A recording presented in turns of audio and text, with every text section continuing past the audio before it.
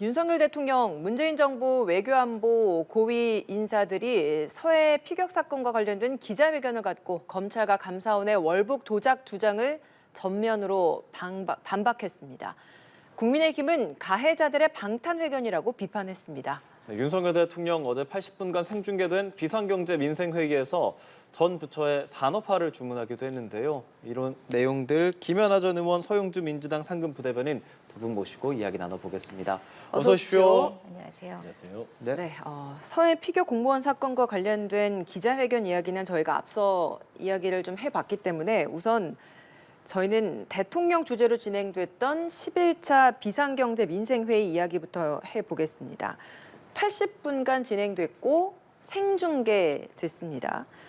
경제회의가 생중계되는 것 자체가 굉장히 이례적입니다. 사실 처음 있는 일이죠. 이게 뭐 일단 어제 쭉 80분간 진행된 거 보셨을 것 같은데 분위기 어땠다고 보세요? 이제 국민들이 장관들과 대통령이 저렇게 회의를 하실 때 저런 분위기구나 좀 이렇게 새롭게 보시는 기회가 되지 않았을까라는 생각이 들고 또 한편으로는 되게 근엄하게 딱딱한 말만 하는 줄 알았는데 꼭 그렇지도 않구나 이렇게 느끼셨을 것 같아요. 근데 네. 이제 일각에서는 비상경제회의라고 하는데 왜 이렇게 진지하지 않냐 뭐 이렇게 얘기를 하시는데 이게 윤석열 정부 들어와서 이제 전반적인 지금 경제 상황에 대해서 비상경제회의라고 하는 조금 좀 일반화된 명칭을 쓰고 있는 것이고 이게 우리가 뭐 어떤 특수한 이머전시 상황이 벌어져서 하는 어떤 긴급 대책 회의는 아니었다라는 것. 그러나 전반적으로 저는 지금 정치 이슈에 묻혀서 지금 여러 가지 경제 위기 상황이 국민들의 어떤 체감보다는 정치권이나 또 정부에서 다뤄지지 않고 있는 게 아닌가라고 하는 사실 그런 세간의 평가가 많이 있습니다. 네. 그래서 이제 아마 정부 부처에서는 정부 부처가 고민하고 있는 상황에 대해서 국민들과 같이 좀 공감하고 싶었고 그것들을 알리고 싶은 자리가 아니었나 이렇게 생각해 봅니다. 네, 대통령의 제안으로 이루어졌고 쇼하는 것 없이 꾸밈 없이 있는 그대로 보여주자라고 이야기를 했다고 합니다. 그래서 있는 그대로의 모습이라고 저희가 이해를 하면 될 것 같거든요. 그렇죠. 분위기 어떻게 보셨습니까? 그러니까요. 이게 쇼였으면 좋았겠다라는 생각을 했어요. 아, 그래요? 차라리 이게 있는 그대로 이렇게 경제대책회의를 10여 차례를 했으니까 어제 그걸 보면서 이렇게 하면 이렇게 했기 때문에 이 나라가 이렇게 힘든가? 그러니까 정말 이 경제위기, 안보위기 이런 부분에 대해서 생각을 안 하는 것 같아요. 그동안 이런 식으로 히덕거리면서 이 비상상황에 대한민국에 걱정을 안 하고 그냥 다 보면 어제 발표하는 거 보면 PPT를 하잖아요. 뭔가 지금 뭐 고금리, 고물가, 고환율 이런 부분에 대해서 대책을 내놓으려고 하는 게 아니라 각 부처별로 잘하고 있습니다. 일자리 늘어났습니다. 무기 잘 팔고 있습니다. 다 이런 얘기예요. 그렇지 않습니까? 그다음에 두 번째 보면은 이제 태도 부분에서 그렇습니다. 아무리 국민들한테 편안한 자리를 보여준다 하더라도 지금 국민들은 삶이 팍팍합니다. 네. 걱정이 많아요. 예를 들어서 환율, 금리, 기업도 지금 피눈물 나서 언제 도산할지 모르고 그다음에 영끌에서 아파트 사서 금리 가지고 이자 갚는 사람들 답답해 죽겠는데 저기에서 막 이렇게 농담하면서 보니까 생방송인데 뭐 인증샷 찍고 막 그러셨더라고요. 기사를 보니까. 근데 그게 온당한가. 그러니까 차라리 쇼를 했었으면 좋았겠어요. 좀 진중하게 이렇게 좀 심각하게 생각하고 있다 현재를 해야 되는데 이런 부분이 너무 아쉬웠고 이렇게 해서는 안 된다라는 좀 생각이 들었어요. 그다음 두 번째 보면 대통령께서 이제 좀 이런 걸 보여주고 싶었던 것 같아요. 워낙 뭐 능력이 없다, 무지하다, 뭐 잘 모른다, 초보 대통령이다 이런 얘기를 듣다 보니 저 좀 유능합니다라는 걸 보여주기 위해서 이 자리를 만든 거는 같은데 단적인 예를 들면 어제도 이제 이런 얘기가 있어요. 그러니까 러시아 우크라이나 사태 때문에 LNG의 어떤 수급이 차질이 있다라고 하는데 그러니까 그런 디테일에서 빠지는 거예요. 그러니까 LNG는 액화 천연가스입니다. 네. 그런데 이게 천연가스는 가스관으로 이동이 되기 때문에 우크라이나, 러시아 전쟁 때문에 좀 차질이 있어요. 그런데 반대로 그게 차질이 있기 때문에 액화, 그래서 액으로 농축해서 배로 나르는 것은요. 아주 폭등했습니다. 수급이. 그러니까 이런 부분 자체도 제대로 인식을 못 하시면서 좀 있어 보이려고 나와서 비상경제 대책이라고 하니까 좀 헛웃음도 나고 나라 걱정도 됐다. 나는 좀 말씀을 대신하고 싶습니다. 네, 어려운 상황에 대한 언급이 없었고 디테일에 대한 부족함이 보였다라는 다소 박한 평가를 좀 해주셨습니다. 어떻게 들으십니까? 그러게요. 이게 정치 면에서도 여야가 서로 반목하는데 경제 문제에 있어서도 공감을 못하고 있으니 참 안타깝습니다. 뭐 야당의 눈에 아쉬웠다면 아쉬운 게 맞겠죠. 그러나 저는 지금 상황에서 이렇게 경제가 어려운데 국가가 어떤 일을 해야 되느냐라는 거에 대해서 저는 어제 조금 더 근본적인 문제를 보여주셨다고 생각을 합니다. 이제 뭐 쇼라도 했으면 좋겠다라고 얘기를 하시는데 지난 5년 동안 쇼에 속아서 마음이 아프고 또 정권을 교체하겠다고 마음을 먹은 게 대한민국 국민입니다. 그래서 저는 더 이상의 쇼는 안 된다고 생각을 하고 있고요. 네. 저도 뭐 물론 지금 금리가 굉장히 빠르게 오르면서 이자 부담에 시달리고 있는 이 중서민층들에 대한 어떤 단기 대책이 좀 담겼으면 어땠을까 하는 아쉬움은 분명히 있습니다. 예. 그러나 우리가 어려움에 닥칠수록 이게 단기간의 어떤 미봉책보다는 좀 중장기적인 대책에 대해서 고민이 필요한데 어제 거기에 전 부처에 주문을 하셨죠. 지금 우리는 반도 국가고 수출에 의존적인 국가 경제의 구조를 갖고 있습니다. 어려울 때일수록 수출에 대한 경쟁력을 확보하지 못하면 사실은 굉장히 어려운 부분이 있는데요. 그거를 정말 옛날부터 알죠. 박정희 대통령 때서부터 우리가 경제 개발을 하고 경제 발전을 할 때서부터 우리는 수출 외에는 경쟁력이 없다는 것, 또 수출에 굉장히 의존적이라는 것을 알지만 사실 우리가 좀 시대가 지나면서 그것으로부터 조금 많이 기억이 쇠퇴하면서 우리가 뭔가 다른 것으로 막 할 수 있을 것 같이 착각하고 왔지만 저는 어려울 때일수록 기본으로 돌아가야 된다는 측면에서 그 수출을 언급하셨다고 생각이 되고 있고요.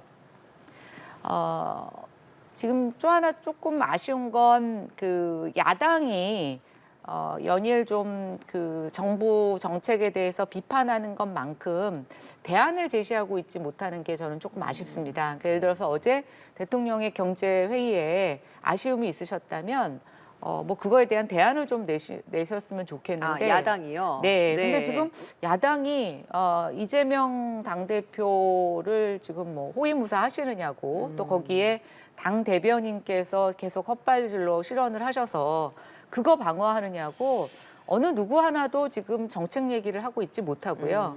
정책위 의장이시라는 분이 이제 최고회의에서 주사파를 갖고 또 지금 말장난을 하고 계시는데 과연 지금 그런 야당이 대통령의 이런 노력을 폄하할 자격이 있는지 예, 그리고 169석이라고 하는 사실은 굉장히 국회에서의 다수를 점하고 계십니다. 좀 부탁드리는 건 이번 예산안 심의에서 정부가 부족한 게 있다면 경제를 살리는 방안에 예산이 편성될 수 있도록 적극 협조해 주시고 논의해 주시고 또 지금 공석인 교육부 장관의 인사청문회도 빨리 치러 주셔서 빨리 그 공석이 메워질 수 있도록 협조해 주신다면 뭐 저는 어저께 그 경제회의에 대해서 주신 많은 비판들 겸허히 받겠다고 생각이 되고요. 예. 또 좀 전에 원희룡 장관님께서 지금 브리핑을 하셨는데 저도 저 사실을 보고 좀 굉장히 놀랐습니다. 그동안 문재인 정부가 부동산 투기꾼 잡는다고 그렇게 국내 국민들을 다 이잡듯이 잡더니 알고 봤더니 쪽박은 엉뚱한 데서 새고 있었던 거지 않습니까? 외국인들에 의해서 오히려 우리 국내 내국인들은 역차별을 받아왔었고 그 자리를 외국 투기꾼들이 다 들어와서 집값 올리는데 일조했다고 하니 사실 지금도 지난 5년 동안 잘못해 놓은 것들을 되돌려 놓기 위해 정말 많은 노력이 필요하겠구나라는 생각이 들었습니다. 예. 예, 저도 좀 반론을 좀 해야 될 것 같아요. 그러니까 뭐 저는 조금 깜짝 놀란 게 야당한테 대안을 내놓으라고 하면 어떡합니까? 그러면 정권을 주세요 다시. 국정 운영의 책임은요 여당에 있지 않습니까? 대안도 제시하는 것도 그 책임도 그 능력도 지금 여당의 국민의힘과 윤석열 정부가 보여줘야죠. 그러면 저희가 대안까지 다 제시해서 드려야 되나요? 그건 아니잖아요. 그렇지 않습니까? 그다음에 중장기 대책 좋습니다. 세워야죠. 하지만 단기 대책이 부족하다 그 얘기잖아요. 그러니까 지금 현재 유동성이익이라든지 물가라든지 환율이라든지 이런 거는 단기 대책으로 들어가야 됩니다. 네. 그래서 국민들 안심시켜야 되는데 그런 게 없다는 지적을 하는 거예요. 그러면 대안까지 드리면 그러면 정권을 저희가 국정 운영을 야당이 합니까? 그렇지 않을까요? 저는 좀 국민들께서 그렇게 생각하는 게 옳다. 그러니까 대안 제시, 대안 발굴도 국민의힘과 정부, 윤석열 정부의 실력과 책임이다라는 좀 말씀드리고 싶습니다. 아니, 거기 제가 조금 반론이 있는데요. 그러면 지난 5년 동안 문재인 정부는 여당이어서 잘하셨는지 좀 묻고 싶고 또 하나 2년 전에 제가 낙선한 총선에서 민주당이 내건 프레임이 있습니다. 그게 뭔지 아십니까? 어떤 건가요? 야당 심판론입니다. 아, 야당이 비판을 잘못해서 심판받았나요? 아니죠. 야당이 여당을 대안 없이 비판한다. 그래서 야당 심판이라고 그때 얘기하셨는데 본인들이 정작 야당이 되셔서 우리는 그러면 비판만 하는 거다. 그리고 지금 비판만 하십니까? 비판은 아니잖아요. 비판하고 대안도 제시하죠. 아니죠. 당대표 그 사법 리스크 방어하시느냐고 지금 온갖 역량이 다 거기에 가 있는데 정치보복을 어디에 하는, 지금 경제에 신경 쓰실 여력이 있으신가요? 정치보복하는 이 정권에 당연히 맞서 본인들이 하실 때는 싸워야지요. 적폐정산이고 그리고 보면 어떻게 김연아 의원 보면은 본인들이 당할 뭐가 때는 얘기가 안 되면 정치보복입니까? 지난 정부 얘기를 하는데 새로운 술에 새로운 부대에 새술이 담겼으면 새로운 정부의 실력을 보여주세요. 뭐가 좀 이상하면 5년 전에 어땠습니까? 과거에는 이랬습니까? 아니죠. 똑같이 지금 하실 거예요? 그건 알겠습니다. 원희룡 장관님이 지금 저 적발하신 거 저거 문재인 정부에서 잘못한 거 그러면 지난 정부에서 잘못한 거를 지금 밑빠진 독인데 저걸 그대로 두고 갑니까? 저걸 메꾸든지 보완하든지 항아리를 바꾸든지 해야 하시면 되잖아요. 되죠. 예, 네, 단기적인 대책이 좀 내놨어야 됐다라는 말씀을 하셔서 단기적인 대책 중에 나온 것이 바로 이 부동산 규제 완화 부분일 것 같아요. 15억 원 초과하는 주택에도 주택담보대출을 내주겠다라는 부분이 핵심 내용이었는데 이 부동산 규제 완화와 관련된 조치에 대해서 어떻게 평가하십니까? 그러니까 LBT 부분 50%한 부분들은 그러니까 근본적으로 풀어주는 게 아니잖아요. 50% 풀어서 이제 어떻게 갚을 거예요? 금리 부분에 대한 부분이 먼저 선행돼야 돼 불구하고 또 보여주기식에 뭐 하지 말란 소리 아닙니다. 필요합니다. 저 부분도. 근데 중요한 거는 뭐 저 대출 규제를 완화해서 많이 받아서 집 사라? 어떻게 사요? 그 이자는 누가 감당합니까? 지금 중요한 거는 지금 연끌했던 분들도 이자 갚기 힘들어 죽겠는데 또 실효성 있는 풀어서- 대책은 아니다. 그렇죠. 실효성 있는 대책은 아니다. 그러니까 하든 안 하든 그 선택은 정책적 판단은 새로운 정부에서 예. 하는 거지만 중요한 거는 선호가 바뀌었고 어떤 기본적인 근본 대책은 될 수 없다. 저는 알겠습니다. 그렇게 평가하고 싶습니다. 경제 전문가이시기도 하니까 이 대책에 대한 평가도 좀 짧게 여쭤보고 싶습니다. 저도 조금 국토부 대책에 대해서 조금 더 뭐랄까 적극적인 대책이 좀 나왔으면 좋겠다. 저는 이번에 조금 약간 미온적이다라는 생각이 들어요. 근데 그 배경을 보면 국회가 169석으로 딱 잡고 있으니까 국토부 장관님께서 너무 국회에서 통과 안 될 거, 또 지금 저희 종부세나 보유세 관련된 부분들도 민주당이 마음이 변해가지고 선거 때는 다 풀어준다고 하더니 지금 다 마음을 바꿨어요. 그러다 보니까 어제 뭐 추경호 장관이나부터 시작해서 다들 너무 국회의 방어벽으로 생각하셔서 너무 미온적으로 규제 완화 아니라든가 이런 것들을 조심스럽게 좀 내놓으신 게 하나 있고 또 하나는 그거보다 더 좀 근본적인 건 워낙 지금 고물가 고금리다 보니까 경기가 이 물가 정책에 어떤 부정적인 영향을 줄까 봐 너무 조심스러워하시는 모습이 있어요. 그래서 뭐 그러니까 이제 야당의 입장에서는 책임지는 게 아니다 보니까 이런저런 얘기를 할 수 있지만 저도 또 역시 밖에서 미온적이라고 얘기할 수 있겠지만 입장을 바꿔서 제가 정부 부처에 책임지는 장관의 입장이라면 지금 물가가 이렇게 오르고 또 거기에 금융시장까지 굉장히 위험한 데다가 지금 실물시장도 가격이 하락하는 양상을 보이고 있어서 정말 뭐라도 하나 잘못 건드리면 굉장히 예상치 못한 파급 효과가 일어날 수 있어서 그래서 좀 조심한다라고 하는 것이 저는 역력히 느껴졌습니다. 예. 네, 뭐 비상회의 한번 하고 의견이 좀 다른 또 정치권이기 때문에요. 계속 얘기해 주시는 게 결국엔 뭐 레고랜드 사태와 같은 이런 것들에 그렇죠. 대한 그런 게 부족했다라고 얘기해 주시는데 레고랜드 관련해서 이제 민주당에서는 김진태발이라고까지 이야기를 하지 않습니까? 그런데 어제 베트남에서 귀국을 해서 입장을 밝혔잖아요. 입장 밝힌 내용들 좀 보면은 강원도민의 부담을 줄여주려고 했던 노력의 일환으로 이해해달라라는 말도 했었고요. 본의 아니게 사태가 커져서 미안하다. 근데 정치적 의도가 있었던 건 아니고 뭐 또 누군가 레고랜드 빚 좀 갚아줬으면 좋겠다. 뭐 이런 입장들을 좀 내놨거든요. 어떻게 들으셨는지 어떻게 보셨는지 두 분께 또 여쭤보고 싶습니다. 일단 민주당 어떻게 보셨는지 바로 여쭤볼게요. 저분을 보면서 엉망이라고 생각이 들어요. 자격이 없다. 지자체장으로서 전 그 정도까지 생각되는 건 강원도민을 위해서 했다? 강원도민 팔아먹으면 안 됩니다. 언제 도민들이 그렇게 2,050억을 지급을 못하겠다고 선언하라고 했습니까? 의회라도 물어봤습니까? 그것도 아니잖아요. 본인이 결정했죠. 그러니까 2,050억이라는 돈을 채권단이 또 그것도 천천히 갚으라고 그랬어요. 당장 갚으란 것도 아니라. 그런데 본인이 결정을 했던 건 다분히 정치적으로 전 지사, 민주당 지사에 대한 어떤 그런 정책이기 때문에 무조건 싫다, 못 갚겠다. 그래서 망신 주기 위해서 결정해버린 거예요. 좋습니다. 근데 그게 9월 28일 날 선언을 하고 10월 5일 날 부도 처리가 됩니다. 그런데 더 어이가 없는 건 이 대한민국 경제의 수장이라 수 있는 경제부총리 추경호 부총리가 이건 강원도의 일이다. 하지만 검토해보겠다. 그게 10월 14일입니다. 충분히 그거를 수습할 시간이 있었어요. 그리고 10월 23일이 돼서 50조 원을 투여하는 국가 세금과 연기금을 투여하는 이런 사태가 벌어집니다. 2,050억의 결정을 본인이 어떤 정치적 의도를 했다고 저는 분명히 보거든요. 그래놓고 나서 국가 돈 50조를 쓰게 만드는 상황에 네. 이르렀습니다. 이게 누구 손해입니까? 이분은 따지고 보면 자격이 없어요. 그리고 나서 경제부총리인 추경호 총리도 본인들도 잘못했다. 재형이 늦었다는 걸 비판에 수용을 합니다. 하지만 소일거 왜 한 칸 고치잖아요. 그러니까 이번 윤석열 정부를 보면 비상경제대책회의에 이런 얘기들이 나와서 어떻게 이런 부분이 다시 재발되지 않을 것인가. 그리고 유동성이익이 이거 심각합니다. 왜 이게 심각하냐면 기업들 줄도산할 수 있어요. 기업이 무너지면 다 실업자들이 생기는 거 아닙니까? 이렇게 엄중한 상황의 레고랜드 사태 부분, 김진태 사태라고 하죠. 이런 것들을 어제 비상경제대책회의에서 하지 않고 그냥 농담이나 하면서 그냥 넘어가는 것들을 보면 야당 입장이 아니라 국민들의 속은 터진다. 그래서 저는 진짜 신선 노름에 도끼자루 섞는 줄 모른다. 이런 정부 같아요. 예. 지금 신선 노름 하는 것 같아요. 알겠습니다. 그러시면 안 된다라는 말을 좀 드리고 싶습니다. 예.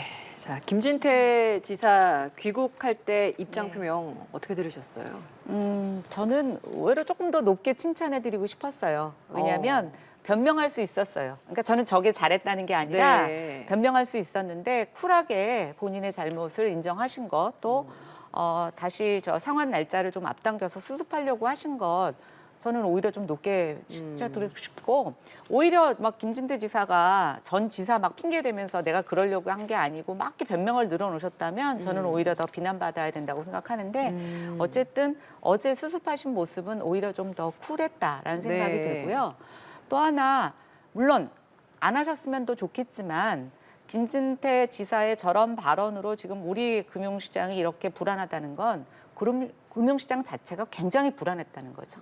작은 미동에도 이렇게 출렁거릴 수 있을 만큼 되게 불안했다라는 것이고, 그건 지난 5년 동안, 뭐 5년인지 7년인지 알 수 없지만 풍부한 유동성에서 우리의 정책이 부동산 버블을 키웠던 그 영향도 있다라고 보여집니다. 김진태 지사 같은 경우에 저는 참 운이 없다 이런 생각이 드는데요. 같은 행동을 해도 누군가에게는 되게 정치적인 쇼가 되는 반면에 누군가에게는 금융 불안을 야기시켰던 트리거가 되기도 하는데, 이재명 지사가 과거 성남시장에 당선되고 나서 네. 사실 모라토리엄 선언할 상황도 아닌데 이제 그때 모라토리엄을 선언하면서 굉장히 정치적인 쇼를 한번 했습니다. 그리고 그게 성공으로 비춰져서 사실 그걸 흉내내려고 했던 많은 지자체장들이 좀 있었어요. 근데 다행히 그때는 운이 좋았고, 지금 김진태 지사는 조금 운이 나쁜 거라고 보여지고요. 어쨌든 지금의 상황이 굉장히 시장이 불안하다. 그거에 대해서는 공감대를 갖고 있는 것 같고, 그래서 정부가 정책을 피할 때 국민들이 보시기에 조금 더 과감한 규제 완화 같은 것들이 필요하지 않냐라는 것임에도 불구하고 정책을 굉장히 보수적으로 쓰는 데는 지금 너무나 여러 가지 경제 상황이 불안하기 때문에 이것을 자극하지 않고 연착륙시키려고 하는 그런 좀 숨은 의도가 있다라고 보여주시면 될 것 같습니다. 그 모라토리엄 얘기를 또 하셔서 김연아 의원께서는 또 경제 전문가시고 하는데 그걸 꼭 방어를 하기 위해서 좀 꺼내 드신 것 같아요. 김진태 지사 한 거는요, 나 돈 못 줘 라는 선언이고요. 모라토리엄은 천천히 갚을게 쪼개서 이겁니다. 그러니까 이재명 시장이 했었던 건 대상도 달라요. 당시에는 사적 그분이 아니라 공공기관에 해서 지금은 내가 돈을 줄 돈이 없으니 조금씩 나중에 돈을 모아서 주겠다라는 네. 것이거든요. 그래서 나눠서 상환했습니다. 하지만 김진태 지사는 채권단이 민간입니다. 이 민간한테 그렇게 돈을 못 줘 해버리는 것은요. 엄청난 일이에요. 그러니까 국채, 지방채 발행이 하는 것은 뭐냐면 망하지 않잖아요. 국가가. 신뢰라고 하죠. 그렇죠. 신뢰죠. 그러니까 국가나 지자체는 안 망하기 때문에 국채, 지방채에 대해서 신뢰를 하고 나서 어떤 채권단들이 돈을 주는 겁니다. 그냥 편안하게 얘기하면. 그런데 지방자치단체장이 8조 원이나 되는데 2,050원 못 주겠다고 갑자기 들어놓은 거예요. 이런 어이없는 일들이 있다 보니 다른 지자체까지 그리고 국가까지 신뢰도가 떨어진다라는 부분에 있어서는 조금 비교하기에는 좀 다르다라는 좀 말씀드리고 싶습니다. 혹시 무슨 차이가 반론, 있는지 잘 예. 모르겠는데요. 결국 같은 겁니다. 같은 거고 이게 이제 우리가 지자체장들이 저는 이번에 많은 교훈을 얻어야 된다고 생각을 해요. 일단 첫째, 무분별하게 부채를 늘려가면서 지역의 개발 사업들을 계속 끌어오는 것에 대해서 이제 어느 정도 좀 중단해야 된다고 생각이 되고 그것을 인계받은 다음 지사나 지자체장들이 처리할 때 사실 이 부분에 대해서 전 지사나 전 시장하고 어느 정도 공동 책임이 있지 않으면 이게 뒷사람은 수습하다가 끝난다라는 거죠. 예, 그리고 뭐 이번에 저는 제가 이재명 지사의 상황을 얘기한 건 뭐냐면 똑같은 행동을 해도 누군가에게는 굉장히 그게 호기를 작용하지만 누군가에게는 굉장히 악재가 되는 것 굉장히 저는 운에 관한 일이라고 생각하고요. 누구나 다 신중해야 된다라는 걸 강조하고 싶어서 말씀드린 것입니다. 아니 성남시 모라토리엄 하고 나서 국가재정에 들어간 게 있습니까? 그때 모라토리엄을 없습니다. 선언할 일이 아닌데 정치적 쇼를 그러니까 했던 거죠. 정치적 쇼를 하든 어쩌든 그 판단이지만 아니죠. 그러니까 국가 경제나 민생 경제에는 피해를 안 줬다. 아이. 하지만 김진태 지사는 본인의 그러니까 내가 잘못된 거짓말을 판단으로 했는데 있어서 거짓말로 인해서 국가 돈이 피해를 50조가 안 들어갑니다. 입으면 거짓말을 해도 된다. 이거하고 지금 이거는 똑같은 이건 겁니다. 편들 일이 아니에요. 아니 편드는 얘기가 아니에요. 예, 좀 정확한 사실을 국민들한테 네. 얘기를 해야 된다. 저도 정확한 그러게 사실을 말씀드리고 말씀드리고 있는 겁니다. 알겠습니다. 이 공방 여기까지 이야기하고요. 주제를 바꿔보죠. 문재인 정부의 외교안보 고위 인사들 한 자리에 모여서 기자회견 갖고 감사원과 검찰의 서해 피격 월북 조작 의혹 정면으로 반박했습니다. 어떤 입장들이 있었는지 한번 들어보시죠. 청와대는 생산된 정보와 첩보를 보고받는 곳입니다. 청와대가 정보를 삭제하거나 수정하라는 지시를 했다는 일부 언론의 보도는 제가 아는 한 전혀 사실이 아닙니다. 국정원 자체의 생산한 보고서는 국정원 메인 서버에 그대로 남습니다. 제가 삭제를 지시한 적도 없지만 설사 지시를 했다 해도 개혁된 국정원 직원들은 이러한 지시를 따를 만큼 타락한 바보들이 아닙니다. 당시 할 수 있는 최선을 다했습니다. 당시의 모든 상황을 투명하게 파악했습니다. 근거 없이 월북으로 몰아간 적도 없고 그럴 이유도 시기도 없습니다. 자료 삭제 지시 없었습니다. 네, 전 정권의 외교 안보 라인 주요 고위 관계자들이 이렇게 한 자리에 모여서 기자회견을 하는 것 상당히 이례적입니다. 그만큼 지금 이 상황이 엄중하다라는 방증일 것 같습니다. 어떻게 들으셨습니까? 엄중하죠. 한 개인의 그 실종, 또 생명의 위급함을 사실은 어떠한 이유인지 모르겠지만 대통령의 뭐 통치적 판단인지 아니면 그 참모진들이 단순히 대북과의 관계 또 그날 대통령의 그 유엔에서의 연설에 뭔가 누를 끼치지 않기 위해서 한 행동인지 모르겠지만 결국 죽음으로부터 지켜주지 못했고 또 실종된 사람에 대해서 적극적으로 수색해서 찾는 구호 활동도 하지 못했다라는 것. 그리고 그게 숨겨왔다가 이제 서서히 실체를 드러나고 있는 것이니까 저는 뭐 외교나 안보를 담당했던 고위 공무원들 입장에서는 너무나 수치스럽고 또 국민들의 입장에서는 굉장히 분노할 만한 일이라고 생각이 됩니다. 지금 모두 다 저분들이 지금 검찰 소환을 앞두고 있고 저는 이제 본격적으로 수사가 이루어질 거라고 생각합니다. 이미 어느 정도 감사에서 우리가 그동안 미처 몰랐던 또 의문을 갖고 있었던 분들이 조금씩 드러났는데요. 검찰 소환을 앞두고 저는 저분들의 굉장히 고도의 정치적 행위라고 생각합니다. 만약에 저렇게 하지 않고 검찰에 불려가서 조사를 받는다면 네. 뭐 변명할 기회가 없지 않겠습니까? 그래서 마지막으로 변명할 기회를 갖고 싶었던 것 같고요.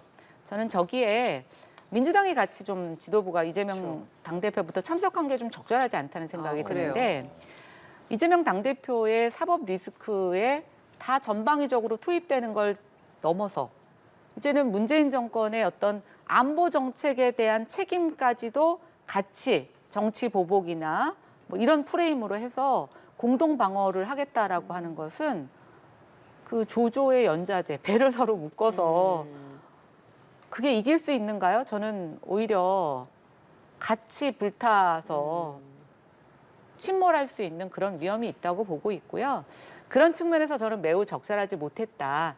저 개인들로서는 할 수 있는 행위라고 생각합니다. 그러나 저기에 민주당의 지도부가 같이 참석하셔서 문재인 정권의 어떤 실책을 방어하는 듯한 모습을 보이는 게 오히려 저는 더 정치적으로 손해였다 이렇게 판단이 됩니다. 예, 민주당 인사들도 총출동한 게 바람직하지 않았다. 그리고 전 정부 고위 인사들 이렇게 나온 것 자체도 검찰 소환 앞두고 정치적인 행동을 한 것이다. 이렇게 해석을 하셨습니다. 어떻습니까?